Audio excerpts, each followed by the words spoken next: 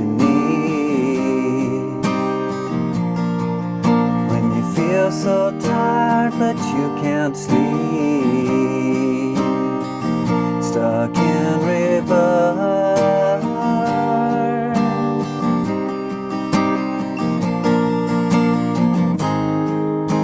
the lights will guide you home and ignite your bones, and I will try to fix you.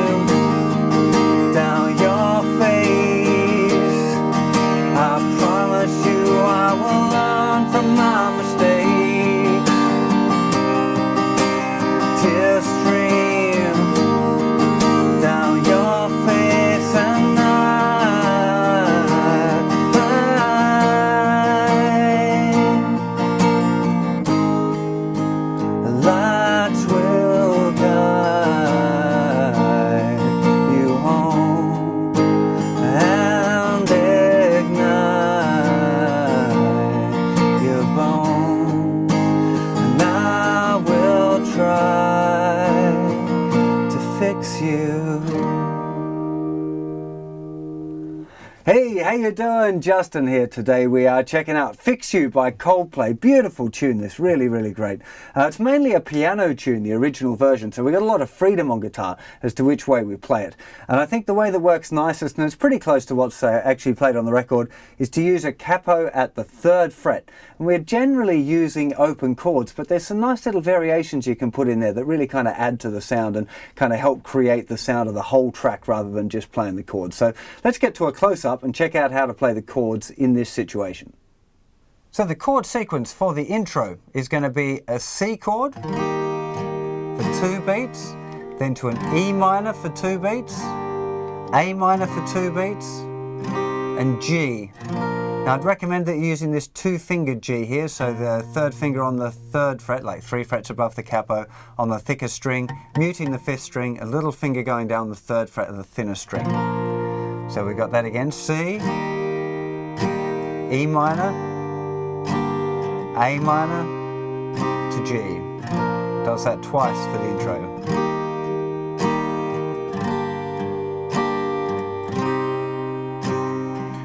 The verse starts, when you E you pass, but you E minor succeed, A minor to G. When you see what you want, but E minor what you need, A minor to G. When you see so tired, but E minor can't sleep, A minor to G.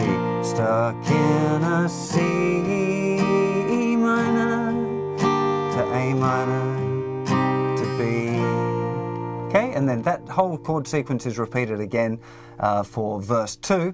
And then we come to the chorus. Now the chorus, we're starting off with an F bar chord, 2, 3, 4. And that last chord on beat 4 is a C with an E bass. So if you play a regular C, but you want to leave the 6th string open, which is you don't normally do for a C chord. So regular C, use your 3rd finger just to mute the thicker string. But in this case, we actually want that note to ring out. So we got F, 2, 3, 4, which is the C with an E bass, And now we're going to leave our first finger down, put the third finger down on the third fret of the thicker string, and little finger back down the third fret of the thinner string, but leaving that first finger down gives us a G sus chord.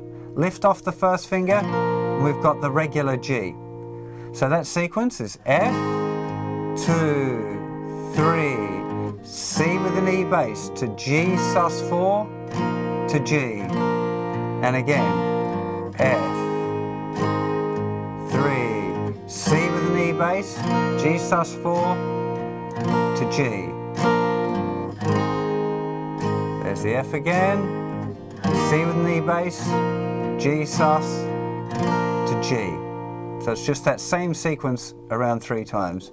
F, and light, C with an E bass to G sus to G, U, F, and C with an E bass to G sus 4 to G, or F, and I, E with a C with an E bass, that's really difficult to sing, G sus to see you.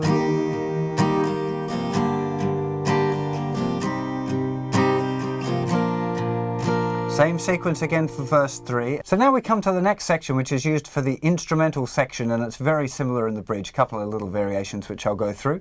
But we're going to start with a C chord, and we're going to do 3 beats of that. 1, 2, 3. And on beat 4, we're going to put little finger down the third fret of the thinner string. So 1, 2, 3, 4. Now the next chord is an F add 9.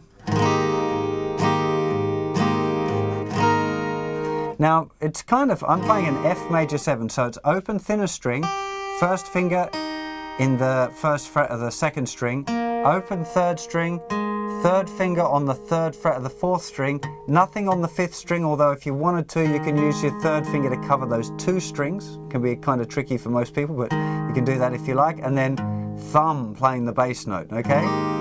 It's a lovely chord if you can get to that whole grip. If you're really struggling, you could just play like an F major 7, regular F major 7 like that, and leave off the bass note. Just play the thinnest 4 strings. So C, F, major 7 there, and then little finger goes down again on beat 4, C, then the G sus, A minor, 2, 3, 4, little finger going down there, then again the F, 2, 3, 4, back to C, 2, 3, 4, G sus. I'll just put this little kind of ending on it, just sounds nice. The G sus, G. Now putting second finger down in the second fret of the third string, gives us a G add 9, I guess would be its proper name, but you don't need to worry too much about the name, it's just a movement. Again, C, F, add 9 or F major 7, little finger again, C, G sus, A minor, F, C, G sus with a little turnaround if you want. Now we're into the bridge. Couple of minor variations, but very similar. So C, tear stream to the F down your face. C, when you lose something the G sus cannot replace. A minor, tear stream, F, down your face, and C, to G sus, to G. Second half of the bridge, C, tear stream, F, to C, then to E minor. The little variation, now to the A minor, tear stream, F major 7, down your face, and C, E, G sus, to G. And then it's the outro guide you home and ignite your bones.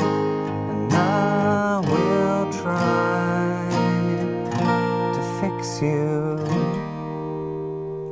So once you've got all of those chords sorted out, the next thing to talk about is the rhythm. Now, you generally want to start with a 16th note strumming pattern, which is strumming down strums on 1 and 2 and 3 and 4 and. So if we just take, for example, the intro, if we just start with that, 1, 2, 3, 4, and add in the ands, 1 and 2 and 3 and 4 and 1 and 2 and 3 and 4 and. Now if you start with that as a basic idea and explore where you can put in an up,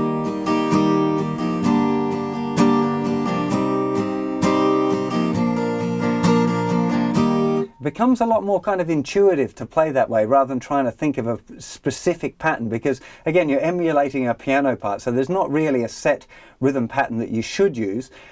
Something along the lines, I've got one pattern written out in the songbook that you might like to use as a starting point, which is down, down, up, down, down, up, down, up, down, down, down, down, down, up, down, down, up, down, up, down, down, down. 1 and a 2 and a 3 E and 4 and 1 and a 2 and a 3 E and 4 and.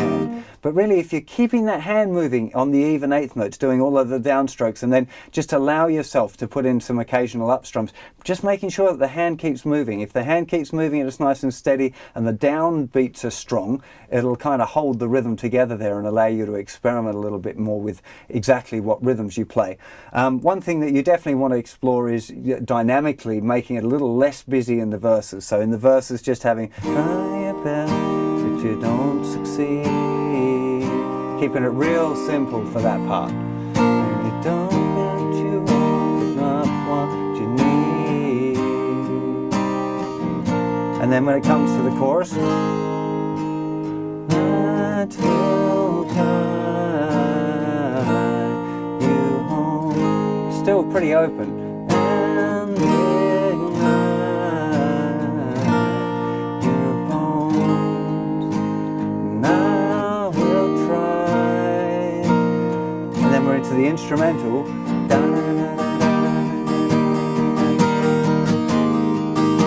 So now I'm doing even 16th note strumming. 2E and a 3E and a 4E and a 1E and a 2E and a 3E and a 4E and a 2E and a 3E and a 4E and a 1E and a 2E and a 3E and a 4E and a.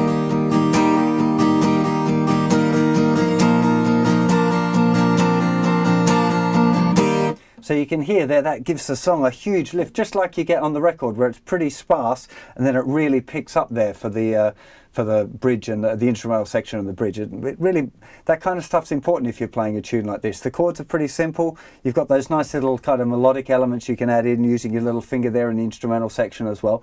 It's a lovely song to play. So I should point out that the people who have got the very first edition of the Pop Songbook, I wrote the song out as all bar chords, and it's a good song to practice doing all bar chords, but having just run through it before this lesson, I much prefer the version using the capo. You can definitely do it using those regular chords. You have to tune your guitar down a semitone if you're going to do that and play along with the recording. If you want to play along with the recording, the capo is at the 3rd fret in the version that I've just shown you. So I would recommend that you go for the capo version rather than the big bar chord version, and I'll be changing it for future editions. But it's one of those things, you know, it does work with the open chords, and when I did the book originally, I was convinced that that was going to be a better one, but now just going to play it and sing it as well, the open chords one, and use it, being able to add in those the little finger thing to make it sound like the record, it's a lot nicer way to do it. So I hope you enjoy this version as well. So I'll see you for plenty more lessons very soon. You take care of yourselves. Bye bye.